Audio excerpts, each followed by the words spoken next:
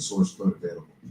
The availability of source code is certainly invaluable in liberal software, and there are several scenarios regarding industrial software that require access to the source code. But that is a discussion for a different time. Today's topic is political software. I think it is clear that the Free Software Foundation has failed to move the needle on the political issues relating to software. Those of us who are interested in issues of freedom and ethics and social justice related to software must explore alternative stratagems to achieve those objectives. The tactics of the Free Software Foundation, the insistence on copylefting software and software patents, have become more and more ineffective. The world of software has evolved and changed in the years since 1985. We need to let the past die and build a better future. The first sign that free software is intellectually bankrupt is that the Free Software Foundation seems unable to develop new generations of leadership. Free societies are usually lukewarm with the practice of leaders for life. After around a decade, it is a healthy sign of new leadership emergence. It is a sign of growth and innovation. It is healthy. Seeing the same people in the same places pursuing the same failed tactics decade after decade is evidence of a lack of broader acceptance. Secondly, I am reminded of Harry Truman's quote. It is amazing what you can accomplish if you do not care who gets the credit. The Software Foundation is famously fixated on insisting that it be given credit for Linux. Caring about who gets the credit more than successfully creating change is not a good look. It is, of course, consistent with the ego required to claim the power and smother the growth of the next generation. Linux is perhaps the child that succeeded where GNU failed. Third, the rhetoric of free software devotees is awkward and unconvincing. The inflexibility, or inarticulateness, that has failed to evolve the talking points to make them more effective is a failure of politics. To take my own pet peeve, it is unarguable that inanimate objects cannot have freedoms. People have freedoms. Frying pans, as an example, cannot have freedoms. If one were to talk about free frying pans, the only way to interpret that statement is that one is referring to frying pan one needn't pay for. When one uses the phrase free press, one is not suggesting that the pile of metal in wood that constitutes a printing press machine is entitled to freedoms. The word press in that phrase is a figure of speech known as metonymy. It refers to journalists. Freedom of the press is talking about the freedom bestowed on journalists. Most people understand that the press refers to the journalist collective. So when it says free software or software freedom, we know that the freedom is not given to an executable file. The expression, unless we are referring to software that we needn't pay for, is referring to freedom for some group of people that we know as the software, like the press. And who are those people who are members of the software? That was a rhetorical question. Please don't try to explain it to me. I was pointing out how nonsensical this framing is. Rhetoric is a discipline that has been around for over 2,000 years. We have 2,000 years of scholarship that inform us that the phrase software freedom is meaningless gibberish. It can only sow confusion, and the confusion is only exacerbated by explaining that you use the words to mean something else entirely. That was Lewis Carroll's point in Through the Looking Glass. I don't know what you mean by glory, Alice said. Humpty Dumpty smiled contemptuously. Of course you don't, till I tell you. I meant there's a nice knockdown argument for you.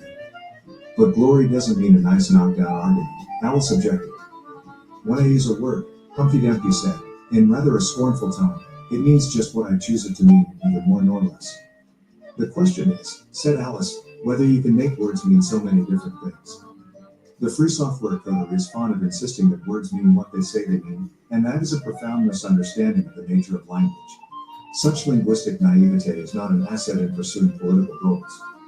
With all that said, the intent of the adherence to the term free software is to seek to promote certain freedoms for the users of software by depriving the creators of software, at least in the United States, of the rights afforded them by Congress under Article I, Section 8, Clause 8.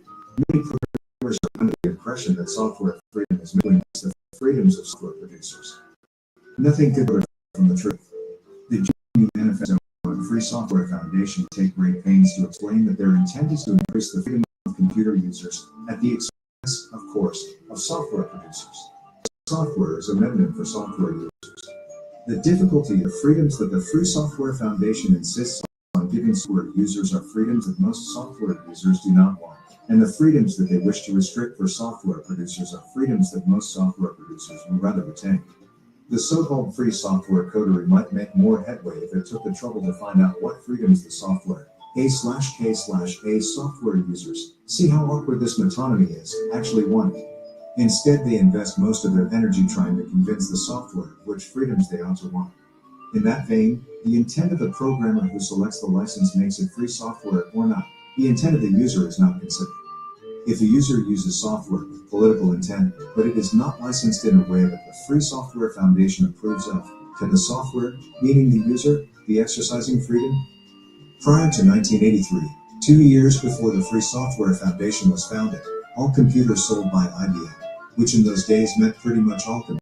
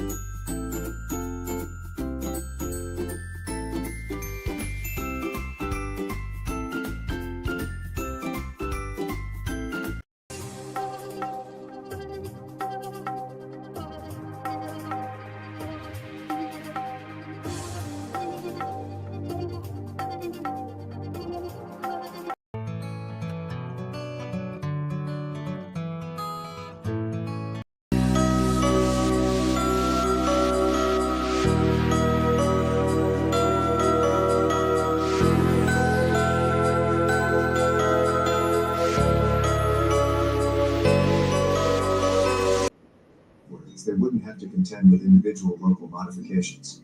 It turns out that computer users mostly wanted freedom from source code, rather than the freedom to use the source code to modify their operating system.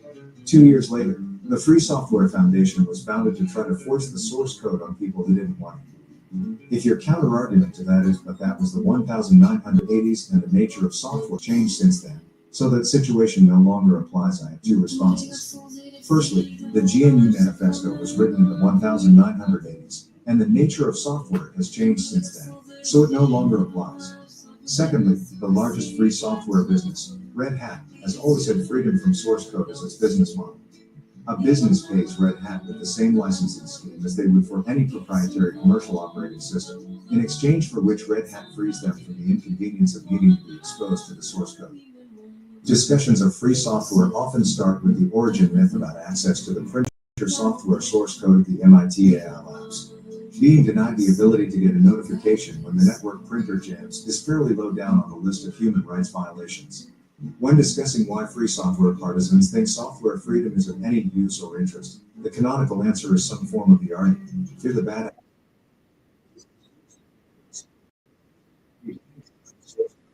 Some bad actor might provide you some executable software that is evil baked in, and you'll be able to tell, whereas the bad actor would not be able to get away with such an offense if you had access to the source code.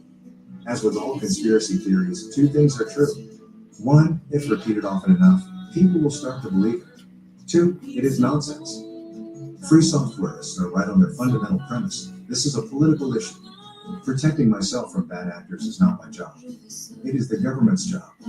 Americans like to perpetuate the myth that it is everybody's job by pretending that the right to bear arms is somehow related to protecting one's family. Somehow, we still need to spend close to $2 trillion a year to hire government employees to protect us, military and police and border patrol and firemen and sheriffs and marshals and immigration agents and intelligence services.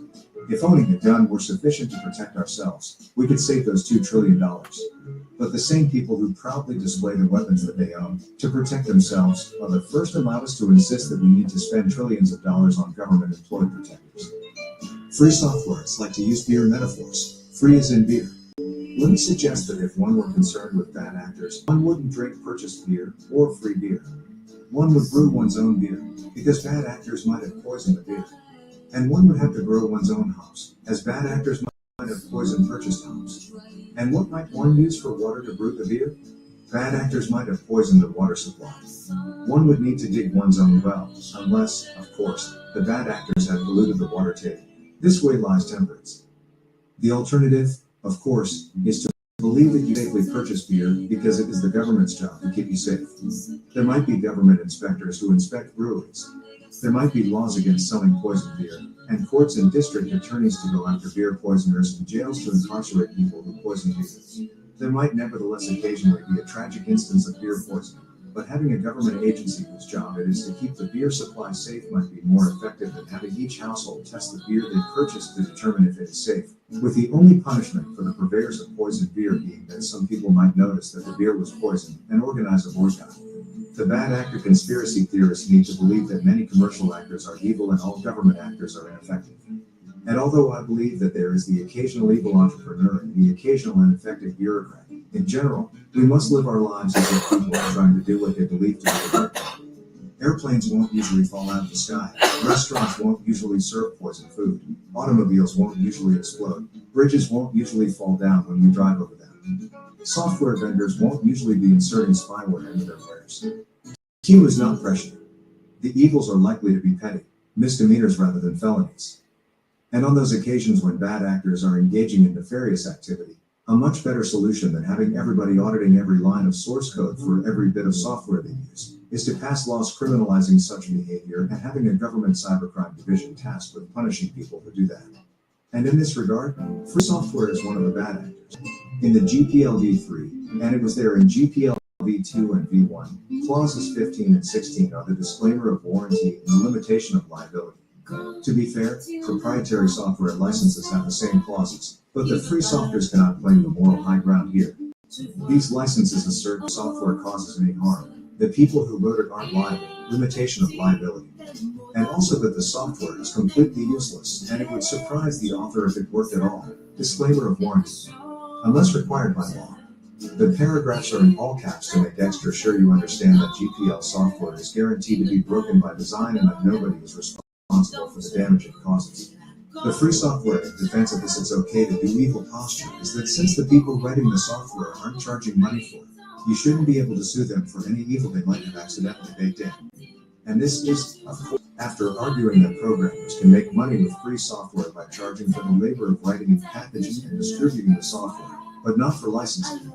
In summary, the Free Software Foundation asserts that A, you can definitely make money writing free software, and B, you shouldn't be held liable for any harm your software causes because you can't make money writing free software. Of course, there are those 5 faithful words in all caps, unless required by applicable law. It seems that the intent of the GPL, and by extension, free software authors, is to be permitted to be as evil as possible, accidentally brought up short only by applicable law. That, of course, is freedom. So, naturally, they assume that other, non-free, software authors will be equally unscrupulous. Put me down as being in favor of additional legislation to hold software authors liable for any damages they cause, and also of additional legislation to require them to warrant that the software is merchantable and fit for some purpose. I would like to see specific legislation that makes the person who provided me the software assume some risks as to the quality of the program. The existing free software license specifically states that should the program prove defective, I assume the cost of all necessary servicing, repair or correction. The existing free software license specifically states that in no event shall any party be liable to me for damages for losses sustained by me for the program. As it turns out, there are many jurisdictions in which the applicable law avoids the entire disclaimer. You can't limit your liability by disclaiming it. The problem exists in those jurisdictions that allow the kinds of freedom-limiting licensing provisions embedded in the GPL to be enforceable. I wish that free softies would aspire to emulate DJ Bernstein, who offered, in 1997, $500 to anybody who found a security hole in his software mail. https://cr.eat.to/mail/guarantee.html. As a software user, as a member of that group of people known as the software, for whom software freedom applies, the freedom that I would like is the freedom to seek recompense from people who create damage to me via software. I would prefer software insurance to software freedom.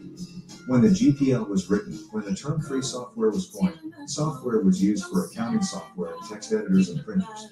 Nowadays, it is used to run MRI machines and radiation therapy machines and surgical robots and nuclear power plants and drive cars and fly airplanes, and so on. When the GPL was written, when software failed, it meant I didn't get notifications about printer jams. Today, when software fails, it means I get a lethal dose of radiation. Maybe I would have been satisfied by the freedom to see the source code of the printer driver to deal with the paper jam. Today, however, the freedom that I want is not the freedom to see the source code to the radiation therapy machine. The freedom that I want is the freedom not to worry about receiving a lethal dose of radiation because the programmers who wrote the radiation therapy software took extra care because they know they would be harshly punished if they screwed up. That would make me feel much safer than a copy of the source code that I could peruse before being hooked up to a machine learning software that was written by programmers who knew that nothing would happen to them, even if it killed me. I want the freedom to not have to audit every line of software of every software system I ever use, or which is used on me. That might have been possible in the 1970s. It is not possible today. For those of you who think I'm concocting hypothetical scenarios for fear-mongering, I refer you to the incidents with Theric 25. https://n.wikipedia.org/wiki/Theric25. The result being an international standard, IEC 62304, for medical device software. The authors of IEC 62304 identify a set of criteria to determine if software is sufficiently safe to be included in a medical device. Availability of the source code is not one of them. The free software kits make the argument that without access to the source code, one would not be able to detect the nefarious intent of the bad actors. Let me digress briefly to reminisce about an incident during my career. I was employed by a large investment bank who had asked for and received a copy of the source code for Microsoft Windows.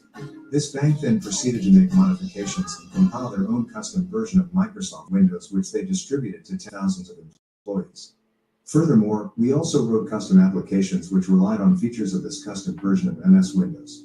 You'll never guess what happened next. Microsoft came out with a new version of Windows, which, as it did not have our custom modifications, meant that our applications couldn't run on this version. Unfortunately, none of the new versions of the Microsoft applications, like Microsoft Office, nor any of the applications written software vendors who wrote applications to run on the publicly available Microsoft Windows would run on our custom version of Windows, which did not include the new features available in the new version of the operating system. What could we do? Well, for starters, we could choose to not upgrade any software for a few years. That worked for a while. Then there was yet another new version, and plenty of demand for new versions of commercial applications. So we bought tens of thousands of licenses for VMware so that every employee could run two virtual machines, one running our custom version of Microsoft Windows, and one running the publicly available version. For all I know, they are doing this still. The point being, large corporations and government agencies have always had the ability to get access to the source code of commercial software and modify it if they wish.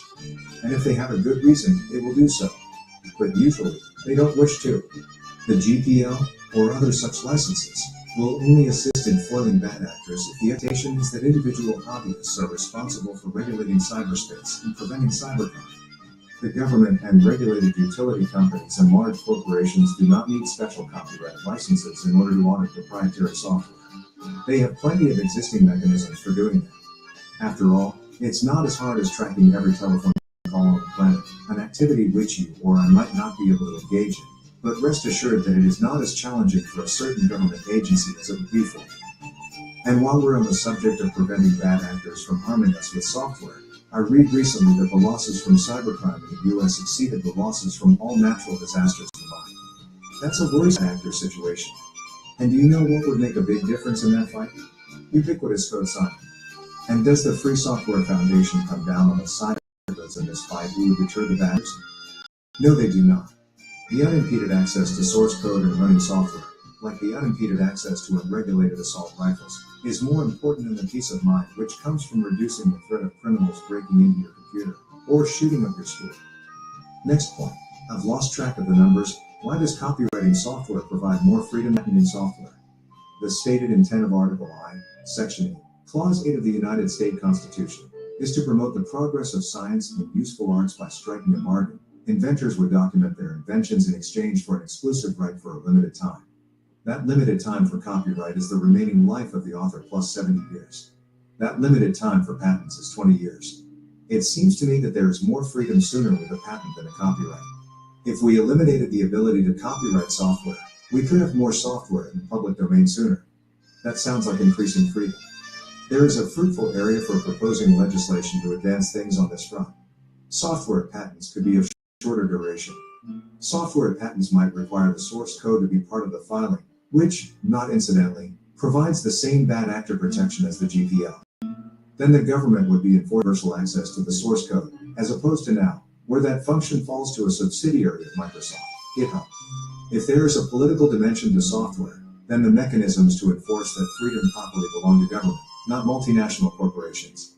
Yet the Free Software Foundation does not have a great record of proposing and lobbying for legislation to increase the rights of the software, relying instead on a single counterintuitive quirk of copyright law. Sometime in the early 2000s, I was invited by a telecommunications lobbying group to attend an event in Washington, D.C., to lobby on behalf of free software to a collection of congressmen and senators.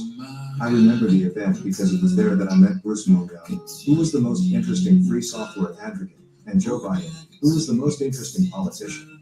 Unfortunately, the politicians did all of the talking, because the free software contingent did not have a legislative agenda. I doubt I'll get another opportunity, but I sometimes ponder the hypothetical. If I did get another meeting with Joe Biden to lobby him for legislative changes to improve software freedom, what would I ask him to implement? If the Free Software Foundation has a legislative platform, I don't know what it is. It seems to be an organization that focuses on litigation rather than legislation. It is against laws that others have proposed, rather than for laws that it has proposed. It focuses on products, boycotting them or building them, rather than governance, proposing legislation and regulation.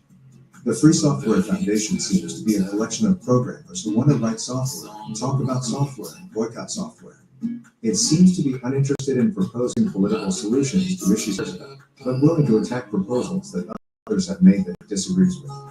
As a full organization, it is profoundly ineffective, apparently by design. Before so-called free software, there was public software. We could return to public software. As there are public libraries for books, there could be public libraries for software. Interestingly, a public library does not give people the right to make their own copies. They can check books out of the library and read them for a time, then return them so that others can read them. The activity is funded by. There is no reason that this activity could not be mimicked with software. It need not be free software. It could be licensed commercial software, using floating network licenses, funded by the government, providing software licenses to its citizenry to check out, use for a time, then return for others to use. This would increase access to software to our citizenry, increased freedom for all. Freedom of the press is the freedom to publish without government interference. However, the existence of a free press does not mean that I can copy an article written by a journalist, print my own copies, and distribute them myself, whether I charge for them or not. Specifically, we are all agreed that a free press can healthily exist in a regime where copying or modifying the published work of that free press is not allowed. Is, in a word, illegal. Illegal, incidentally, according the same regulatory regime that the free software employs to keep software free. That prohibition against copying apparently does not infringe on the freedom of the press. Similarly, I think it is manifestly obvious that freedoms of the software do not require the ability to make copies or even to make modifications. If we are going to use the free press metaphor to understand free software, then programs which are free software can be restricted from being copied or modified without impinging on any freedoms. Which is a long-winded way of saying that I can easily imagine a world in which the GPL has been abandoned, but other policies and regulations and legislative actions have created a world with considerably more freedoms for the software than we enjoy today. These are people who are so invested in their cultish conspiracy theories that they literally have no idea how software works today. The funniest but recent Stallman announcement about his return to the FSF board was the admission they couldn't figure out how to make a video of the announcement and distribute it. We are way beyond new board members, or a new organization to keep the flame of free software alive. It is time to admit that all the tropes and rhetoric and conspiracy theories of the so-called free software movement are an impediment to making any actual progress on making positive political change with regards to software.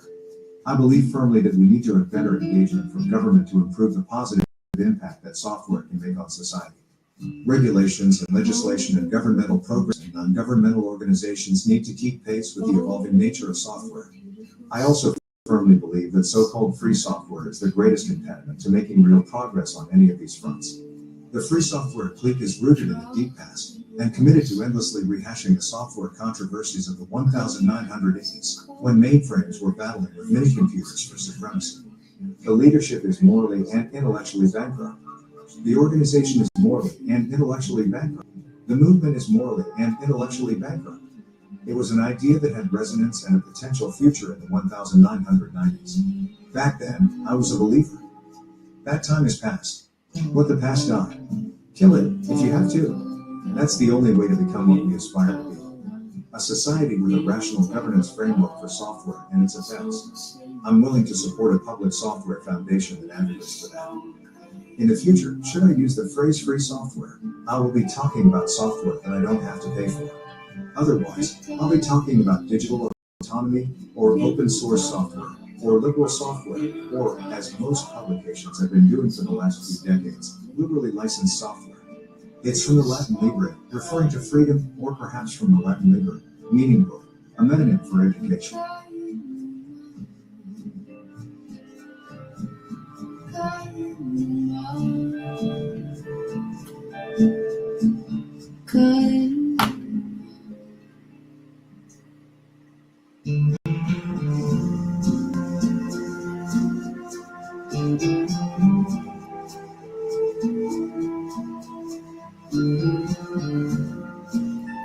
Asrina Radio. Haley Audio Read. Folhas ao infinito green, terra de água marinha, céu magnífico, dama da noite já Thursday que mora em mim, céu magnífico, magnífico.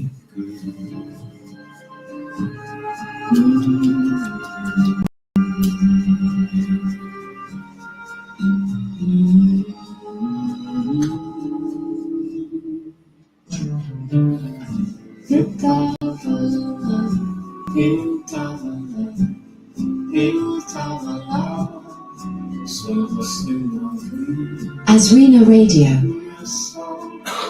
Haley Audio Read.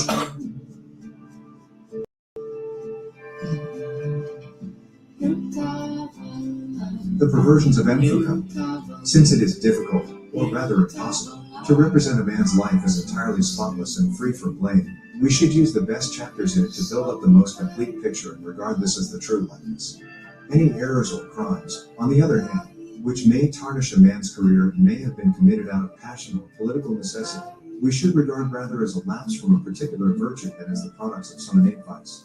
We must not dwell on them too emphatically in our history, but should rather show indulgence to human nature for its inability to produce a character which is absolutely good and uncompromisingly dedicated to virtue.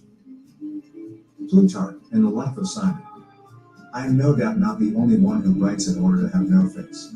Do not ask who I am, and do not ask me to remain the same. Leave it to our bureaucrats and our police to see that our papers are in order.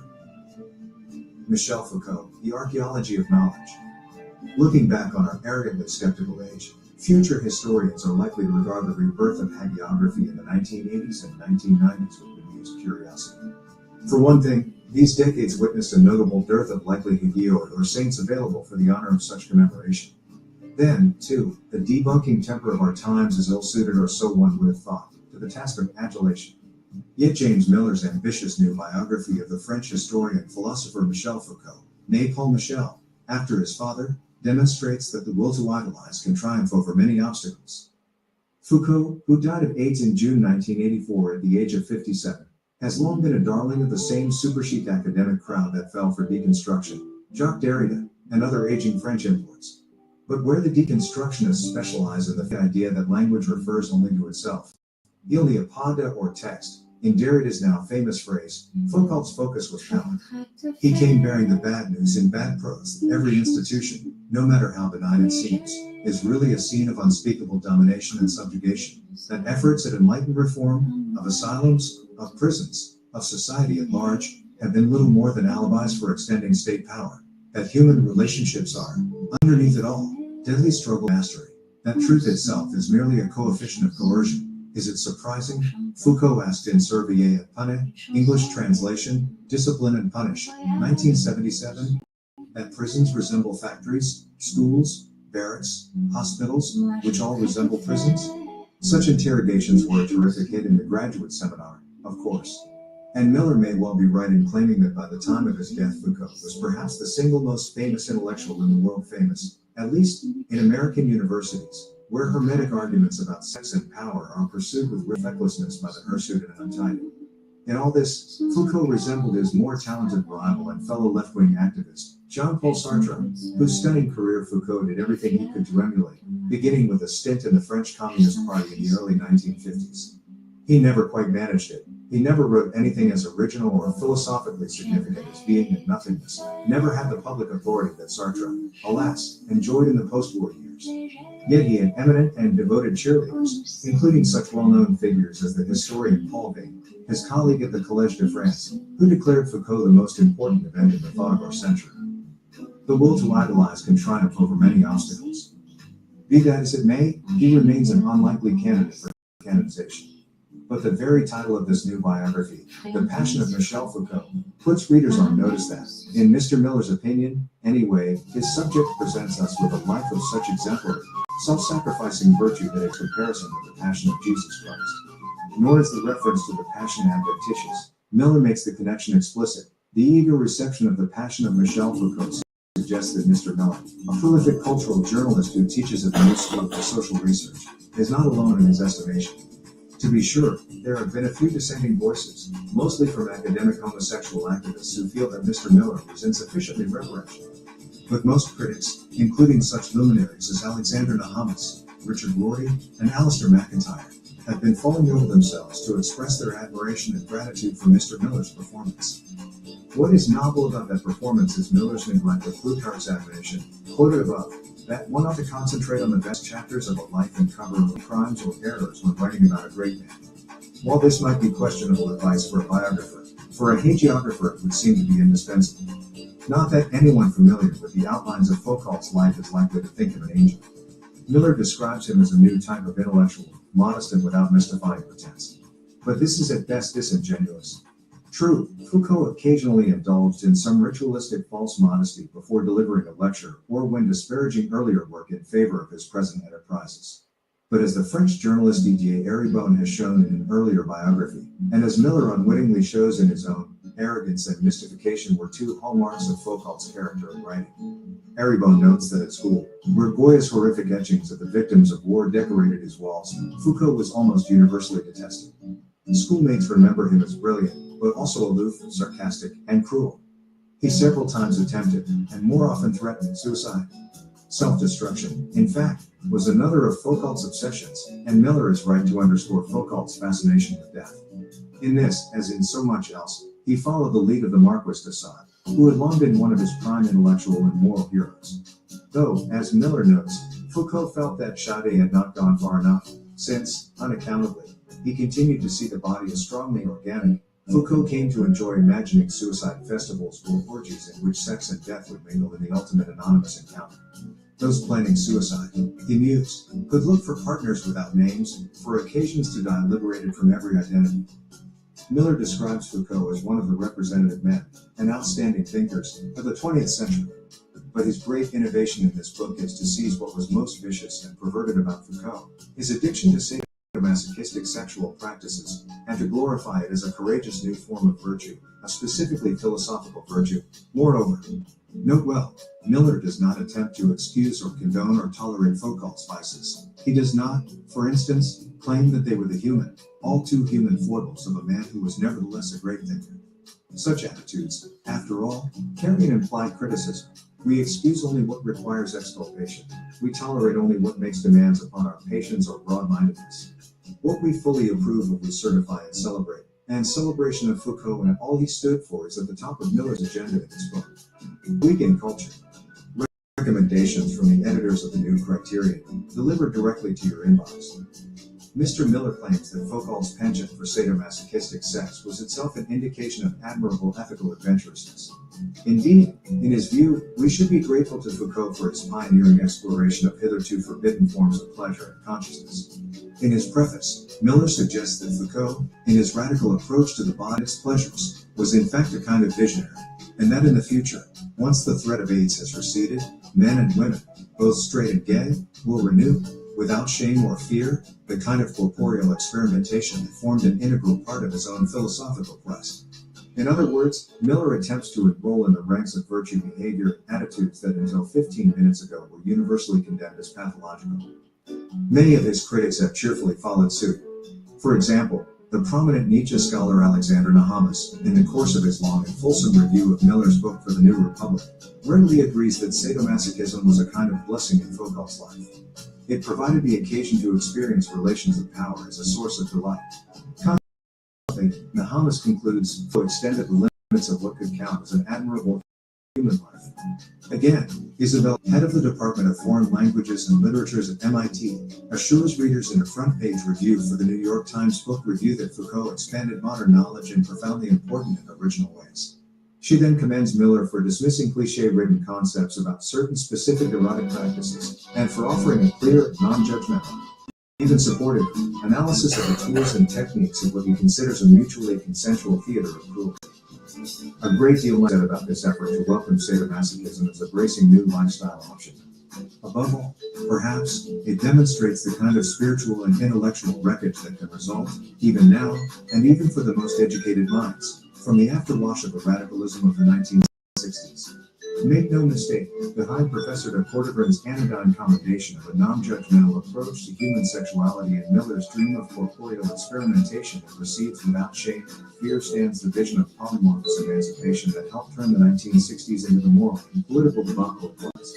Among the many articulations of false freedom that sprouted in those years, none was more influential than Herbert Marcuse's Freudian tract, Eros and Civilization, 1966, eagerly embraced by countercultural enthusiasts who wanted to believe that heating up their sex lives would hasten the demise of capitalism and bring forth the millennium. It outlines a portentous struggle between the logic of domination and the will to gratification, attacks the established reality in the name of the pleasure principle, and fulminates against the repressive order of procreative sexuality.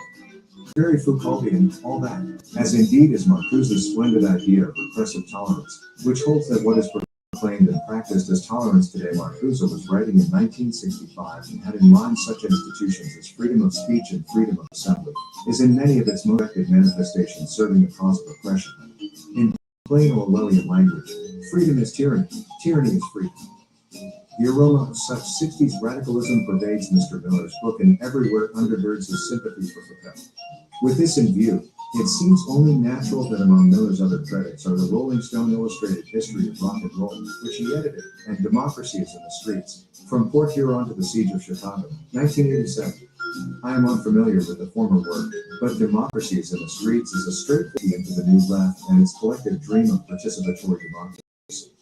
In that book, Miller was already memorializing crucial breakaway experiences during sit-ins, in marches, at violent confrontations, and the 60s spirit of ecstatic freedom. In some ways, The Passion of Michel Foucault is a revival of that earlier book, done over with a French theme and plenty of black leather. Hence, it is not surprising that when Miller gets around to lay it on, The Student Rights of 1968, his prose waxes dithyrambic has gratified nostalgia fires his imagination. It is as if he were reliving his lost, or maybe not so lost, childhood. The disorder was intoxicating. Billboards were ripped apart, signposts uprooted, scaffolding and barbed wire pulled down, parked cars tipped over, piles of debris mounted in the middle of the boulevards. The mood was giddy, the atmosphere festive. Everyone instantly recognized the reality of their desires. One participant wrote shortly after, summing up the prevailing spirit. Never had the passion for destruction been shown to be more creative. Foucault himself, unfortunately, had to miss out on the first wave of riots, since he was teaching at the University of Tunis. But his lover Daniel Deferk was in Paris and kept him abreast of developments by holding a transistor radio up to the telephone receiver for hours on end. Later that year, Foucault was named head of the Department of Philosophy at the created University of Vincennes outside Paris. The 43-year-old professor of philosophy then got a chance to abandon himself to the intoxication. In January 1969, a group of 500 students seized the administration building and amphitheater, ostensibly to signal solidarity with their colleagues who had occupied the Sorbonne earlier that day. In fact, as Miller suggests, the real point was to explore, again, the creative potential of disorder. Miller is very big on the creative potential of disorder. Foucault was one of the few faculty who joined the students. When the police arrived, he followed the recalcitrant core to the roof in order to resist. Miller reports proudly that while Foucault gleefully hurled stones at the police, he was nonetheless careful not to dirty his beautiful black velour suit. It was shortly after this encouraging episode that Foucault shaved his skull and emerged as a ubiquitous countercultural spokesman. His politics were consistently foolish, a combination of solemn chatter about transgression, power, and surveillance, leavened by an extraordinary obtuseness about the responsible exercise of power in everyday life. Foucault was dazzled by the thought that the word subject, as in the subject who was reading this, is cognate with subjection. Both meanings, he speculated, suggest a form of power which subjugates or makes subject to. Foucault posed as a passionate partisan of liberty. At the same time, he never met revolutionary piety he didn't like. He championed various extreme forms of Marxism, including Maoism. He supported the Ayatollah Khomeini, even when the Ayatollah's fundamentalist cadre set about murdering thousands of Iranian citizens. In 1978, looking back to the post-war period, he asked, what could politics mean when it was a question of choosing between Stalin's USSR and Truman's America? It tells us a great deal that Foucault found this question difficult to answer. One thing that is refreshing about Foucault's political follies, however, is that they take otherwise outlandish figures appear comparatively tame. In a debate that aired on Dutch television in the early 70s, for example, the famous American radical and linguist Noam Chomsky appears as a voice of sanity and moderation in comparison to Foucault. Miller reports it, while Chomsky insisted we must act as sensitive and responsible human beings, Foucault replied that such ideas as responsibility, sensitivity, justice, and law were merely tokens of ideology that completely lacked legitimacy. The proletariat doesn't wage war against the ruling class because it considers such a war to be just, he argued. The proletariat makes war with the ruling class because it wants to take power. Although he came of age in the 1940s and 1950s, the public Foucault was fundamentally a child of the 60s, precocious, spoiled, self-absorbed, full of jejune political sentiments, racked by unfulfillable fantasies of absolute ecstasy. He became expert at straining the narcissistic delusions of the 60s through the forbidding, cynical argot of contemporary French philosophy. And it is primarily to this, I believe, that he owes his enormous success as an academic guru. In Foucault's philosophy, the idealism of the 60s was painted a darker hue, but its demand for liberation from every fixed form, as Miller repeatedly puts it, remained very much in force. In an interview from 1968, Foucault suggested that the rough outline of a future society is supplied by the recent experiences with drugs, sex, communes, other forms of consciousness, and other forms of individuality. If scientific socialism emerged from the utopias of the 19th century, it is possible that a real socialization will emerge in the 20th century from experiences. Drugs, in fact, were one aid that Foucault freely availed himself of in his search for experiences. He battened on hashish and marijuana in the 60s, but it was not until 1975 that he had his first encounter with LSD. Mr. Miller considers it crucial to the philosopher's development, and so apparently did Foucault, who described it in what were clearly his highest words of praise. The only thing I can compare this experience to in my life, he is reported to have said at the time, is sex with a stranger. Contact with a strange body affords an experience of the truth similar to what I am experiencing now. I now understand my sexuality, he concluded. In light of Foucault's fate, it seems grimly significant that this pharmacological fate took place in Death Valley. In any event, so galvanizing was Foucault's first experience with hallucinogens that he set aside drafts of the unpublished volumes of the history of sexuality. What a loss! As Miller notes, there were hundreds of pages on masturbation, on incest, on hysteria, on perversion, on eugenics, all the important philosophical issues of our time. 1975 was clearly Foucault's annus mirabilis.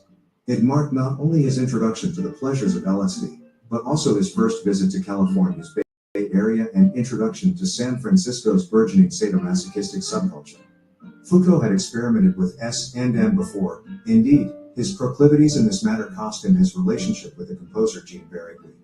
But he had never encountered anything so exorbitant as what San Francisco offered. According to Miller, the philosopher, now nearing his 50th birthday, founded a place of dumbfounding excess that left him happily speechless. The city's countless homosexual bathhouses, he explained, allowed Foucault to grapple with his life fascination with the overwhelming, the unspeakable, the creepy, the stupefying, the ecstatic, embracing of pure violence, a wordless gesture. As always, Miller presents Foucault's indulgence in sexual torture as if it were a noble existential battle for greater wisdom and political liberation. Thus, while sadomasochism is a topic that Miller discusses early and often, his fullest exploration of the subject comes in a chapter called, after the title of one of Foucault's books, The Will to Know. Accepting the New Level of Risk, Miller writes, Foucault joined again in the orgies of torture, trembling with the most exquisite agonies, voluntarily effacing himself, exploding the limits of consciousness, letting real, corporeal pain insensibly melt into pleasure through the alchemy of eroticism. Through intoxication, reverie, the Dionysian abandon of the artist, the most punishing of ascetic practices, and an uninhibited exploration of sadomasochistic eroticism, it seemed possible to breach, however briefly, the boundaries separating the conscious and unconscious, reason and unreason, pleasure and pain, and, at the ultimate limit, life and death, thus starkly revealing distinctions central to the play of true and false are pliable, uncertain, contingent. Much of the time, Miller appears as a sober investigative journalist. But just mention the word transcendence and he goes all gooey. I suspect it's a reflex, acquired from too much Alan Watts and other quasi-mystical confections. Just as Pavlov's dog could not help salivating when he heard the bell ring, so Miller can't help spouting nonsense whenever anyone mentions Dionysus. Noting sadly that we may never know exactly what Foucault did while exploiting the limits of consciousness and effacing the boundaries between pleasure and pain, Miller is nevertheless gruesomely particular in his descriptions of the sadomasochistic underworld that Foucault, a world that featured, among other attractions, gagging, piercing, cutting, electric shocking, stretching on racks, imprisoning, branding. Depending on the club, dutifully reports, one could savor the illusion of bondage, or experience the most directly physical sorts of self-chosen torture. Foucault threw himself into this scene with an enthusiasm that astonished his friends, quick wiring an array of leather clothes, and for play a variety of clamps, handcuffs, hoods, gags, whips, paddles, and other sex toys.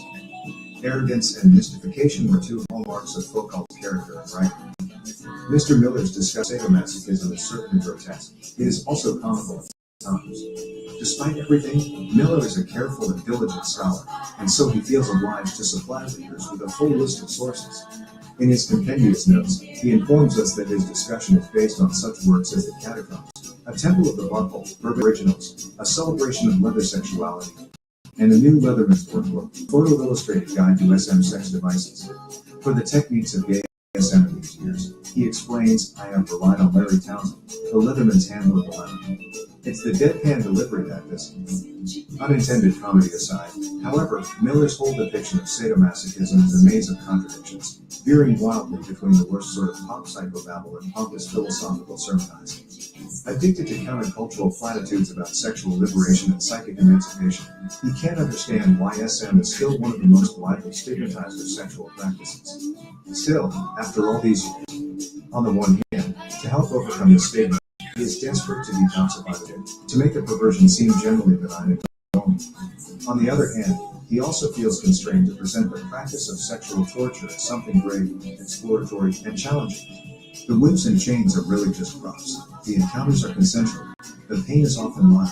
The devotees of S&M are, on the whole, as non-violent and well-adjusted as any other segment of the population. But even as he was telling us about the pillows he found in an S&M dungeon to make it cozy, he also quotes the expert who, while insisting that the real trip is mental, freely acknowledges that there is certainly pain and sometimes a small amount of blood. Only a small amount, though. One of Miller's frequent explanatory strategies involves a trip down the slippery slope. When was the last time you had a violent impulse? Well, then, we're all closet sadists. After all, Miller argues, SM on one level merely makes explicit the sadistic and masochistic fantasies implicitly at play in most, perhaps all, human relationships. Ah yes, on one level. It never seems to occur to Miller that, even if it were true that such fantasies were implicitly at play in most human relationships, itself a dubious proposition, the difference between implicit and explicit is exactly the difference across the entire world of moral behavior is based. Furthermore, the question of relationships hardly enters, for as Foucault himself stressed, the anonymity of the encounters formed a large part of their attraction. You meet men, in the clubs, who are to you as you are to them, nothing but a body with which combinations and productions of pleasure are possible.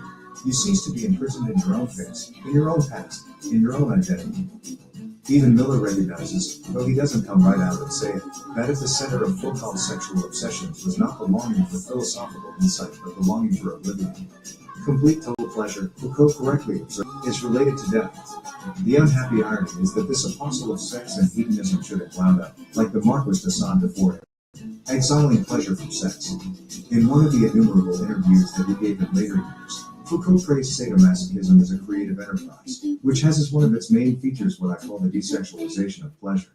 What is pathetically revealing is Foucault's belief that this was an argument for sadomasochism. He continued, the idea that bodily pleasure should always come from sexual pleasure, and the idea that sexual pleasure is the root of all our possible pleasure. I think that's something quite wrong. Well, yes, Michelle, there is something quite wrong about that. But who believes that bodily pleasure should always come from sexual pleasure? Had a good meal lately? Enjoyed a walk in the sunshine? It is part of the relentless logic of sadomasochism. What begins as a single-minded cultivation of sexual pleasure for its own sake ends by extinguishing the capacity for enjoying pleasure altogether. Indeed, it might be said that the pursuit of ever more extreme sensations of pleasure, which stands at the heart of the sadomasochistic enterprise, drains the pleasure out of pleasure. The desire for oblivion ends in the oblivion of desire. Foucault's sexual adventures in the early 1980s also inevitably raised the question of AIDS. Did Foucault know he had the disease? Miller engages in an amount of hand-wringing over this question. He begins by saying no, Foucault probably didn't know. But he also quotes Daniel Defoe, who thought his friend had a real knowledge that he had AIDS. When he went to San Francisco for the last time, he took it as a limited experience. This puts Miller in a tough position. He thinks that limited experiences are by definition a good thing. It is not immoral to be impulsed by singular fantasies and wild impulses, he writes, summarizing the ethical point of Foucault's book Madness and Civilization. Such limited experiences are to be viewed as a way of winning back access to the occluded, Dionysian dimension of being human. But what if pursuing the limit involves infecting other people with a deadly disease? What if the pursuit of some limited experiences ends one in what amounts to homicidal behavior? In the end, Miller waffles. He is all for allowing those who think differently to engage in potential suicidal acts of passion with consenting partners. But homicidal acts? It is pretty clear what Foucault himself thought. As he put it in Volume 1 of the History of Sexuality, the Faustian Pact, whose temptation has been instilled in us by the deployment of sexuality, is now as follows: to exchange life in its entirety for sex itself, for the truth and the sovereignty of sex. Sex is worth dying for. F. Foucault is admired above all for practicing an exemplary suspicion about the topics he investigated. He is supposed to have been a supreme intellectual anatomist, ruthlessly laying bare the hidden power relations, dark motives, and ideological secrets that infect bourgeois society and that fester unacknowledged in the hearts and minds of everyone. It is curious, though, that Foucault's acolytes bring so little suspicion of Master's own claims. Consider the central Foucauldian contention that objective truth is a chimera, that truth is always and everywhere a function of power, of multiple forms of constraint. Some version of this claim is propagated as gospel by academics across the country. But wait, is it true? Is it in fact the case that truth is always relative to a regime of truth, i.e., to politics? If one says, yes, it is true, then one plunges directly into contradiction. For haven't we just dispensed with this naive idea of truth? And the logical cornerstone of Foucault's epistemology crumbles. The desire for oblivion ends up in the oblivion of desire. Or consider the proposition Michel Foucault as a kind of latter-day avatar of Friedrich Nietzsche. It is not so much argued as taken for granted that Foucault, like Nietzsche, was the very epitome of the lonely but profound philosophical hero, thinking thoughts too deep and too dangerous for most of us. Except, of course, for Foucault's followers. For them it is the work of a moment to dispense with Western metaphysics, bourgeois humanism, and 1,000 other evils. Foucault himself assiduously promoted the idea that he was a modern Friedrich Nietzsche, and Mr. Miller has elevated the comparison into a central interpretive principle.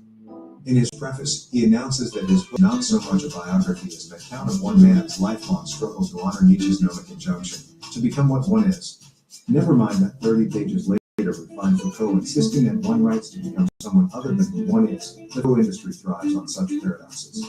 Anyway, who has time for such niceties as logic when engaged on a risky Nietzschean quest? Something we find Foucault pursuing in Miller's book every 50 pages or so. In fact, the comparison between Foucault and Nietzsche is a calumny upon Nietzsche. Admittedly, Nietzsche has a lot to answer for, including the popularity of figures like Foucault. But whatever one thinks of Nietzsche's philosophy and influence, it is difficult not to admire his courage and single-minded commitment to the philosophical life. Racked by ill health, migraines, vertigo, severe digestive complaints, Nietzsche had to quit his teaching position at the University of Basel when he was in his mid-30s. From then on he led an isolated, impoverished, celibate life, subsisting in various cheap pensioni in Italy and Switzerland. He had but few friends. His work was almost totally ignored. Beyond Good and Evil, one of his most important books, sold a total of 114 copies in a year. Yet he quietly persevered. And Foucault? After attending the most elite French schools, the Lycée Henri IV, the École Normale Supérieure, the Sorbonne, he held a series of academic events in France, Poland, Germany, Sweden, and Tunisia.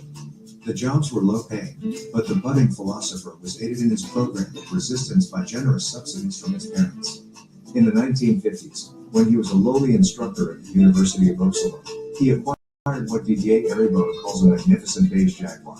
It is white in Miller's book, and proceeded to drive like a madman around town, shocking state Uppsalian society. Talk about challenging convention.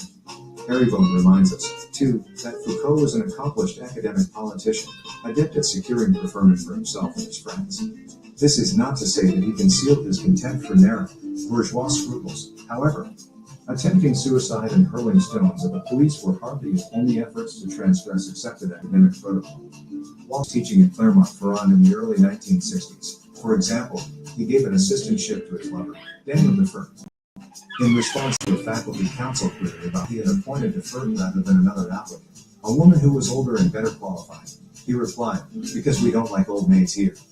Moreover, Foucault enjoyed the esteem of notable intellectuals everywhere. His book Les mots et les choses, The Order of Things in English, became a bestseller in 1966, catapulting him to international fame. The crowning recognition came in 1970 when, at the unusually young age of 40, Foucault was elected to the Collège de France, the very pinnacle of French academic culture. Miller, like most academics who write about Foucault, praises Foucault's philosophical daring and willingness to put himself at risk for his ideas. For more than a decade, Miller writes about Foucault's reputation at the time of his death. His elegant shaved skull had been an emblem of political courage, a cynosure of resistance to institutions that would smother the free spirit and stifle the right to be different. Ah yes, what resistance to bourgeois society! But Foucault differed from Nietzsche in more than such outward trappings. The fundamental world outlooks of the two men were radically different. Basically, Foucault was Nietzschean.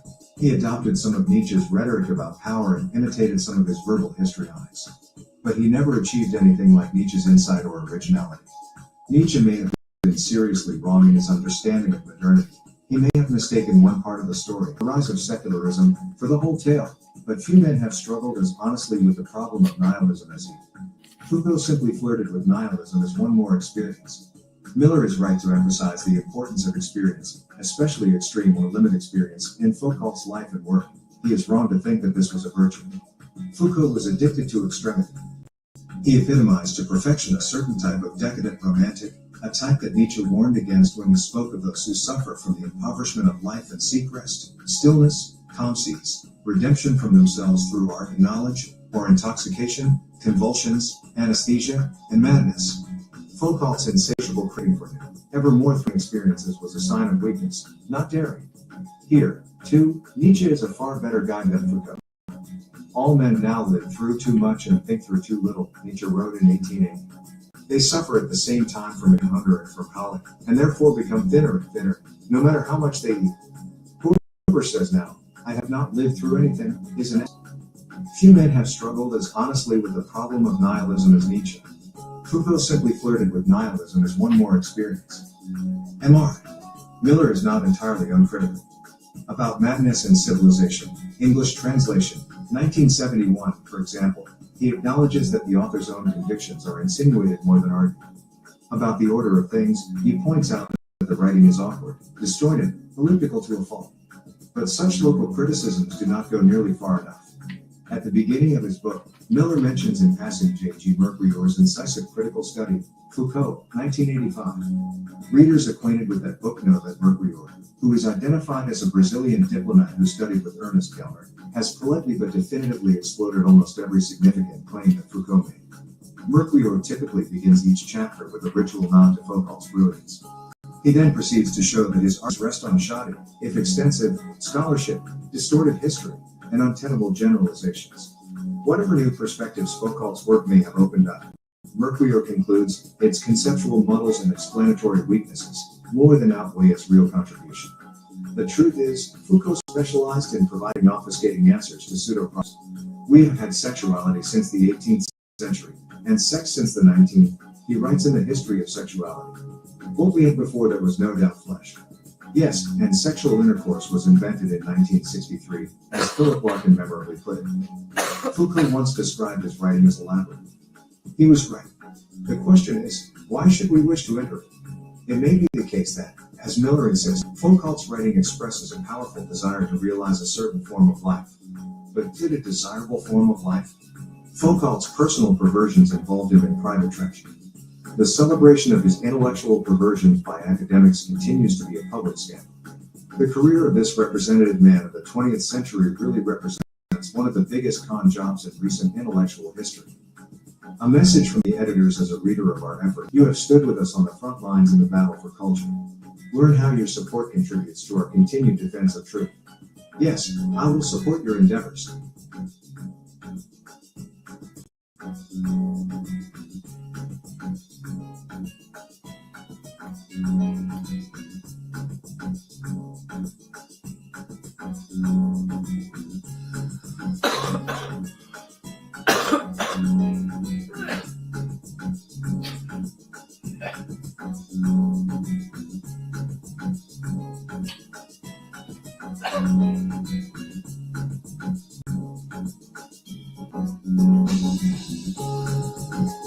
Asrina Radio.